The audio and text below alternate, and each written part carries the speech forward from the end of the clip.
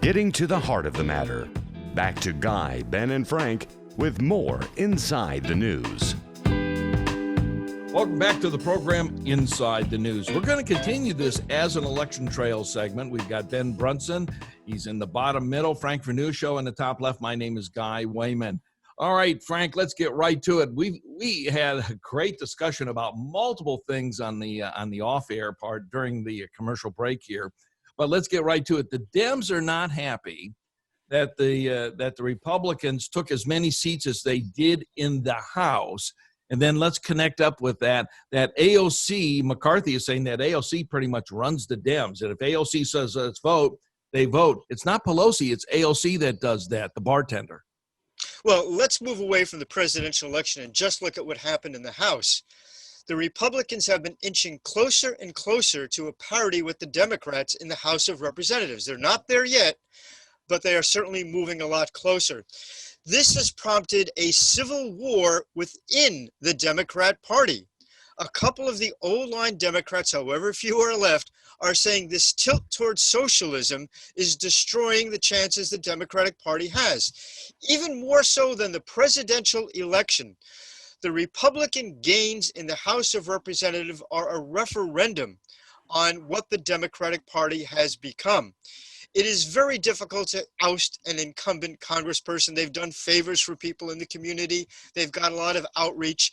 So when you see substantial gains by the GOP in the House races, that's a clear signal that there's dismay with what the Democrats have become. So, Democratic, Frank. What's that? I said continue, Frank. Oh. So the Democrats are going to be fighting each other pretty diligently on what the future of the party is, whether it's going to be tilting towards people like Joe Manchin, unlikely, of course, or whether the AOCs are going to continue to basically be the power behind the power. That's going to be the fight. Now, we've seen some really, and I have to use this word, borrow it from Hillary Clinton, despicable characters in the Democratic Party become the power behind the power. We're talking about people like Ilhan Omar, who openly violates the law. We're talking about the candidate in Georgia, who says we have to eliminate everything that's whiteness in the United States. Is this really what the Democratic Party has become? I think we're going to find that fight is going to be fascinating to watch in the next couple of years. Frank, you've nailed something here, that what the House is doing, and that is the big body, the People's House is what they call it there. And it seems like they can almost get away with anything in that body, and they can continue where the scrutiny is more on the presidency. And Ben, the Democrats are angry that they lost these seats. Well, they're angry, but the issue of where the Democratic Party is going, to me, is settled, and it's settled by demographics.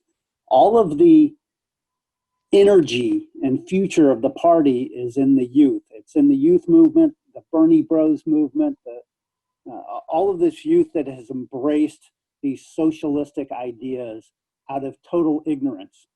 Again, if you explain what socialism means to a lot of these kids, they'll say, oh, that's terrible, we don't want that. But yet they turn around and embrace people who call themselves socialists in the Democratic Party, like AOC and Bernie Sanders.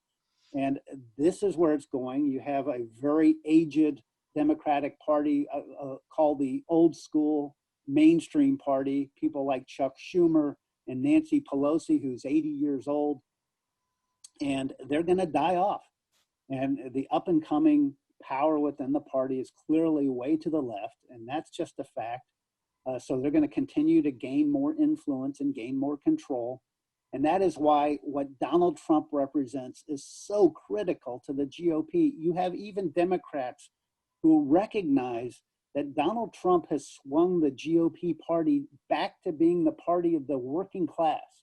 It is filling the void that is being left behind as the Democratic Party moves ever more towards being just a party of coastal elites and young people who have their jobs or whatever they're doing, but they don't care about the heartland of this country because, gee, that's where people go to church and they own guns and all those evil things that people in New York and San Francisco hate.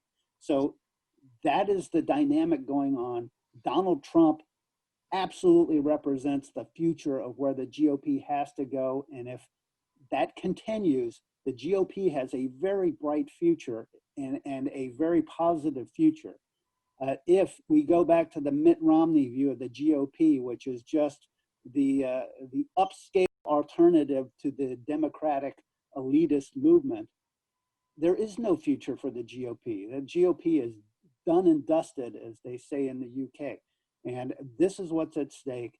And that is, there are two battles going on. So there's a battle in the Democratic Party. I know which side's going to win. There's a battle in the Republican Party. I'm not at all clear which side is going to win that one. Okay, Frank, I'm going to propose out something. The Senate's our last buffer zone. And then SCOTUS comes in there, the Supreme Court of the United States. And I don't know if it's going to swing as far right as what we think. And then the big question is, will Amy Coney Barrett, will she surprise us and maybe not vote as far right as what we think? That's a big if, isn't it, Frank? Well, the problem tends to be that conservative, or the so-called conservative judges, view the law independently. They view the law based on how the law is written. Liberal justices, on the other hand, view their role as advancing a left-wing agenda. And so when you have one side that is trying to be fair and the other side is just trying to take advantage and push an agenda, regardless of what it says in the Constitution or statutory law, there's a real disadvantage for the conservative side of the court there. Essentially, they're disarmed.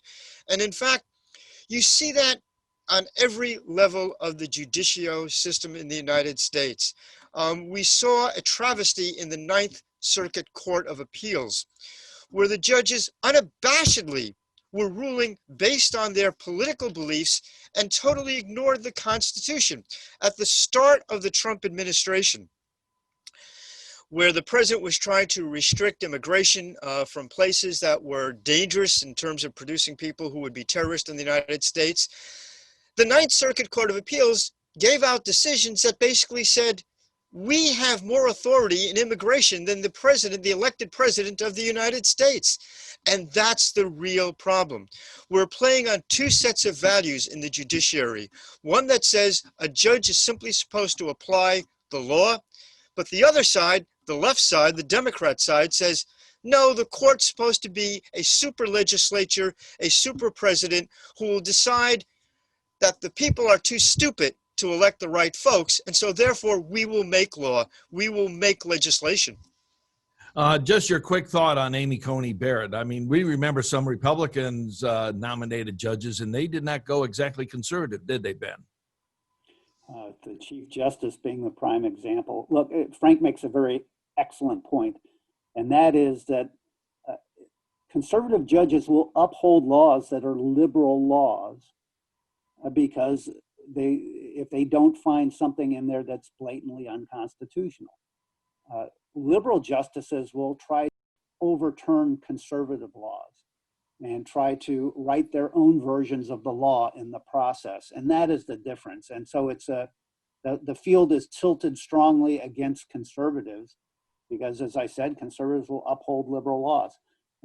So it's a great point by Frank in the reality. On the case of Amy Coney Barrett, listening to her, and I think I heard just about every minute of her testimony in front of the Senate committee, I really think she is in the same mold as Antonin Scalia. She is going to be a solid conservative.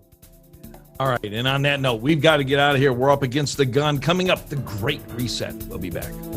You're listening to Wehman, Brunson, and Vernuccio, Inside the News.